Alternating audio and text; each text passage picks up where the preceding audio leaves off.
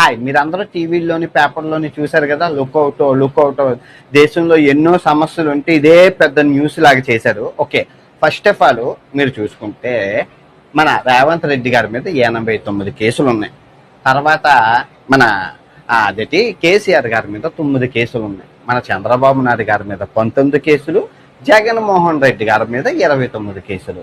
So మీరు ఈ website ఉంది కదా, ఈ వెబ్సైట్లోని మీరు ఏ రాజకీయ నాయకుల మీద ఎన్ని కేసులు ఉన్నాయో తెలుసుకోవచ్చు. కింద ఇస్తున్నాను కదా, టైప్ చేసి చూడండి, వస్తాయి.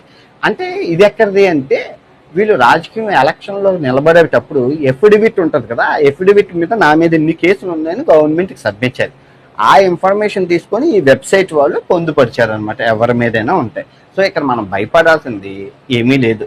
చట్టం, న్యాయం, ధర్మం అవి ఉన్నాయి. అవి ఉన్నంత నేను ఏం పాపం చేశానండి ఫస్ట్ ఆఫ్ ఆల్ చెప్పండి. నేను ఏమన్నా అన్యాయం చేశానా, ఎవరి దగ్గర నన్ను డబ్బులు దోచుకున్నానా చెప్పండి? ఏం లేదు కదా. ఇంకా రెడ్ కార్నర్ నోటీస్ అంటే అదేంటంటే తీవ్రవాదులకి, ఉగ్రవాదులకి వాళ్ళకి ఇస్తారు.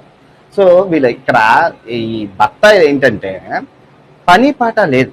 దేశంలో ఎన్నో సమస్యలు ఉంటే అభివృద్ధి అవన్నీ పక్కన పెట్టి ఈయన టార్గెట్ చేయాలి. ఎందుకంటే ఈడు సత్యం మాట్లాడుతున్నాడు, కరెక్ట్ మాట్లాడుతున్నాడు. దేశంలో ప్రధాన సమస్య ఈ మతోన్మాదం. తెల్లాలగిస్తే ఇప్పుడు ఆ కోవాబన్నని మతోన్మాదం సృష్టించేద్దాం అనుకున్నారు, రివర్స్ అయిపోయింది, అడ్వాంటేజ్ అయిపోయింది వాళ్ళకి.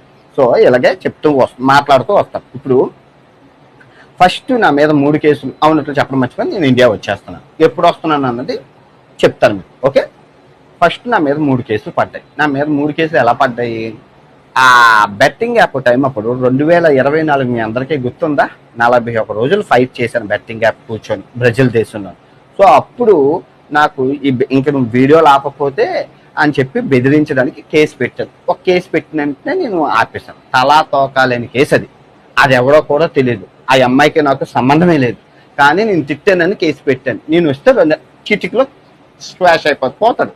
కానీ నేను రావాలి కదా. ఓకే, రెండో కేసు మెట్రో మీద బెట్టింగ్ ఎందుకు వేశారు, అది ఇల్లీగల్ బెట్టింగ్ అని అడిగినందుకు పడ్డది. సో అది కూడా న్యాయం, ధర్మం మన వైపు ఉంది. మెట్రో మీద బెట్టింగ్ ఉంది కదా, అది ఇల్లీగలే కదా. సో అయిపోయింది, కథం, అది కూడా పోతుంది. ఇంకా మూడో కేసు చూస్తే ఇది చాలా ఆశ్చర్యం. అంటే పూర్వకాలం కూడా అత్యాచారాలు జరిగాయి కదా. ద్రౌపదిని గురించి సైంధవుడు ప్రయత్నం చేశాడు, కీచకుడు నానాయాతన పెట్టాడు. సీతాదేవి ఏ టీ షర్ట్ వేసుకుందని రావణాసురుడు ఎత్తుకుపోయాడు. అదేంటండి మీరు కూడా ఇదే అన్నారు కదా అంటే, నేనన్నది ఆయన అన్నది సేమ్ టు సేమ్. కాకపోతే ఆయన్ని కేసు పెట్టలేదు, నా మీద కేసు పెట్టారు. ఇప్పుడు ఆయన అత్యాచారం అన్నారు. అత్యాచారాన్ని ఇంగ్లీష్లో ఏమంటారు? రేప్ అని అంటారు. కాకపోతే నాంబిషన్ నా కొడుకులకి, బత్తాయి నా కొడుకులకి అవేం కాదు. మత విద్వేషాలు రెచ్చగొట్టారు. ఛాన్స్ తీసుకొని మతాన్ని ప్రోత్సహించు అలా చేసి నన్ను టార్గెట్ చేశారు. సో ఏం పర్లేదు. 2025 మీ అందరికీ చెప్తున్నాను, వీళ్ళందరినీ పిసికేస్తాను. ఓకే, ఇంకో విషయం ఏంటంటే మనం చట్టానికి, న్యాయానికి, ధర్మానికి, పోలీసు వారికి, గవర్నమెంట్ వారికి సహకరించాలి, వాళ్ళకి రెస్పెక్ట్ ఇవ్వాలి. కానీ భర్త ఆయనకి రెస్పెక్ట్ ఇవ్వను. ఇదిగో దారిలో చేపెట్టి ఏకతో సమానం. ఇదిగో కూర తీసి పెట్టారు. వీళ్ళ దారి మీద వీళ్ళేమైనా ఏమన్నా మతోన్మాదం సృష్టించే వాళ్ళకి రెస్పెక్ట్ ఏంటండి? వాళ్ళకి ఒక చదువు ఉండదు, సంధి ఉండదు. మతం మతం మతం మతం మతం అన్ని మతాల్లోనే 3 మతాల్లోనే మతోన్మాదులు వీళ్ళు.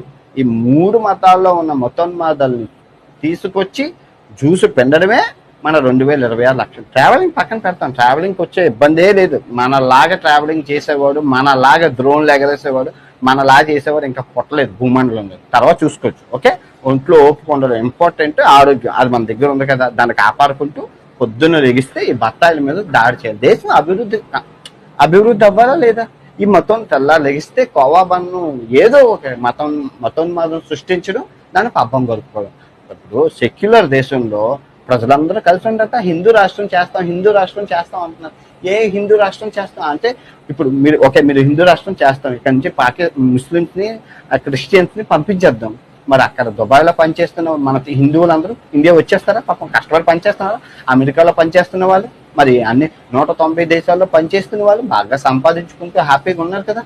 మీది ఏంటండి తలా తోకాలేని పని? మీ రాజకీయ బబ్బత కోసం, తర్వాత ఈ మత విద్వేషాలు రెచ్చగొట్టడం కోసం హిందూ రాష్ట్రం ఇంకే పని పాట లేదా? దేశం అభివృద్ధి అన్నిట్లోనే 99 బొక్కలు ఉన్నాయి. నీరు, గాలి, ఆహారం అన్ని కలుషితం అయిపోయి ఉన్నాయి. వాటి మీద పోరాడండి. శుభ్రత లేదు, చెత్త రోడ్డుకి ఇరువైపులా, వాటి మీద పోరాడండి. పనికొచ్చే పోరాటాలు చేయండి. ఇదా మీరు మీకు ఇదిగో నేను ఇండియా వస్తానన్నాను, ఫస్ట్ పాస్పోర్టు ఒక 50 దేశాలు, రెండో పాస్పోర్టు, అది 130 దేశాలు తిరిగాను, ఇంకా 70 దేశాలు ఉన్నాయి. ఇది 60 పేజీల పాస్పోర్టు, దగ్గర దగ్గర 140 దేశాలు తిరగచ్చు. నేను 2035లో వస్తాను. పాస్పోర్ట్ 2035లో రెవెన్యూలో అవుతుంది, అప్పుడు వస్తాను. అప్పుడు చూసి కాదు కూడదు, దేశానికి చాలా అర్జెంటు, నువ్వు రావడం ద్వారా దేశం అభివృద్ధి చెందుతుందంటే మీరే రప్పించుకో, నేను ఇతరాను. మళ్ళీ బత్తాయిలు మీకు చెప్తున్నాను, దారిలో చేపెట్టి ఏకతో సమానం, ఏక కూడా తీసి మీ ముందు వేస్తున్నాను, మీరు నా దారిల మీద ఏకలతో సమానం. మిమ్మల్ని ఈ 2026 చెడుగురు ఆడతారు. Okay, first of all lookout notice అంటే పోలీసులు నన్ను చూస్తున్నారు, నన్ను ఎతుకుతున్నారు అని కాదు. పోలీసులు నేను ఏ ఎయిర్పోర్ట్లో దిగినా, ఎంతవరకు ఏ ఎయిర్పోర్ట్లో దిగినా నేను మా ఇంటికి వెళ్ళిపోవచ్చు, తర్వాత పోలీసు వాళ్ళు వస్తారు. ఇప్పుడు అలా కాదు, అర్జెంట్గా పోలీసులకు ఇన్ఫర్మేషన్ చేయమని పోలీసులు వచ్చి కదుడు కట్టి నేను ఏం పాపం చేశానండి, ఉరి శిక్ష మరణ శిక్షలు వేయడానికి ఏమండి మీ మీద కేసులు ఉన్నాయండి అంటే మేము మా లాయర్తో వస్తామండి. లాయర్లు లా ఉన్నది కదా, ఇప్పుడు మన సబ్స్క్రైబర్లో 3 సుప్రీంకోర్టు లాయర్లు, 3 హైకోర్టు లాయర్లు ఉన్నారు. అన్వేషణ ఏం కరియాప కేసులు అన్వేషణ వదిలేసే రిలాక్స్ అవ్వా అన్న, అయ్యేం పెద్ద ఇవ్వా చెప్పు, డబ్బులు ఉన్నాయి, లా ఉంది, న్యాయం ఉంది, యాంటిసిపేటరీ బెయిల్ ఉన్నది. అబ్బో అవి ఏమంటే నాకు తెలియకూడతాను. రేపులు, మానభంగాలు, హత్యలు చేస్తున్న వాళ్ళు కాళ్ళు ఎగరేసుకొని రోడ్ల మీద తిరుగుతున్నారు. నేనేం చేశానండి, 140 దేశాల్లో 450 దేవాలయాలు చూపించాను, రామాయణం మహాభారతం చెప్పాను, చదువు కోసం 200 వీడియోలు చేశాను, రేపుల కోసం 200 వీడియోలు చేశాను, అభివృద్ధి కోసం 200 వీడియోలు చేశాను. తెల్లాలేస్తే జనానికి ఉపయోగపడేవి 99 మంచి పనులు చేశాను, 80 లక్షలు ఇచ్చాను, పేదలకు సాయం, నా చేతనైనంత వరకు మంచి మంచి మంచి సమాధానానికి ఏదో చిన్న నోటు దోల అది కూడా ఆపేశాను. ఇంకేంటి, ఇంక మీకు వచ్చిన ప్రాబ్లం ఏంటి, మీ బత్తాన్ని పిసుకుతున్నాననే కదా మీ ప్రాబ్లం. పిసకలం అయితే నేను తేటగానే దోలగానే నేను 100 సార్లు చెప్తున్నాను. నాకు ప్రశాంతంగా ఉంటే అలా, మరి కాకపోతే నాకు మీరు రెచ్చగొడుతుంది ఇంకా మీకు ఇంక బత్తాయిని పిసకడమే లక్ష్యం, ఇంకేం లేదు. తెల్లాలి తినడం, తొంగడు, బాత్రూమ్ వెళ్ళడం, లేకడం, బత్తాయిని పిసకడం. రోజుకి 8 వీడియోలు వస్తాయి, మీరు చూడకపో. దేశం నాకు చాలా ప్రధాన క్లిష్ట పరిస్థితులు ఉన్న మతోన్మాదంతో విపరీతంగా ఉంది. నాకు తెలియదు, అంత మతమ్మత్తులో ఉంటే దేశం సర్వనాశనం అయిపోతుంది. మీరు దేశాన్ని నాశనం చేయడానికి ఉన్నారా? సెక్యులర్ దేశం, ఈ దేశం అందరిది, మనందరిది, మనం అందరం కాపాడుకోవాలి. దేశం అభివృద్ధికి మనం సాయం చేయాలి. ఇవన్నీ సమస్యలు పక్కన పెట్టి మతం మతం మతం తెల్లాలేస్తే మత గొడవలే. ఇదే జనాలకి మనశ్శాంతి ఉండద్దు, అభివృద్ధి చెందొద్దు, పిల్లలు భావితరాలు బాగోపడద్దు. నేను చేస్తాను, 2025లో చేసి చూపిస్తాను. నేను మాట ఇచ్చానంటే మాట మీద నిలబడతాను. ఓకే, మళ్ళీ చెప్తున్నాను, 2026 నేను బత్తాయిని వదిలే ప్రసక్తే లేదు. మీకు నేను ప్రమాణకు నాకు ఎవరు ఉన్నారు, పిల్లం ఏమైనా ఉందా టెన్షన్ పెట్టడానికి, పిల్లలు ఎవరు ఉన్నారా బరువు బాధ్యతలు. మా అమ్మ నాన్న రెడీ టు ఫ్లై, స్వర్గానికి అధిరోహించడానికి రెడీగా ఉన్నారు నిత్యునికి. పంపించుకోండి, నేను పంపించి నేనైతే రాను. మీరు ఏం చేసుకుని చేసుకోండి.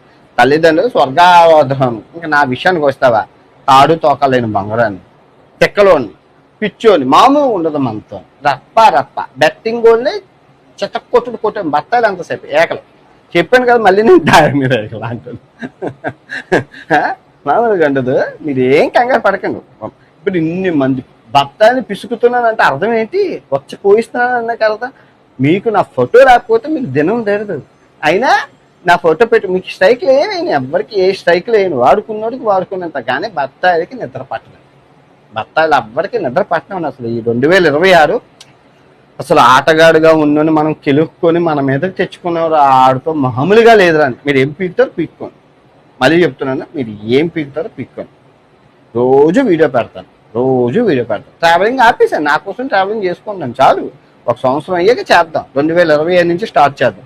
ఆ 2027 కూడా చైనా జపాన్తో స్టార్ట్ చేద్దాం. షేక్ అయిపోతారు, దెబ్బ మీద దెబ్బ. ఇప్పుడు నాకేం పోలేదు కదా, నెలకు 3 లక్షలు వస్తున్నాయి చాలు.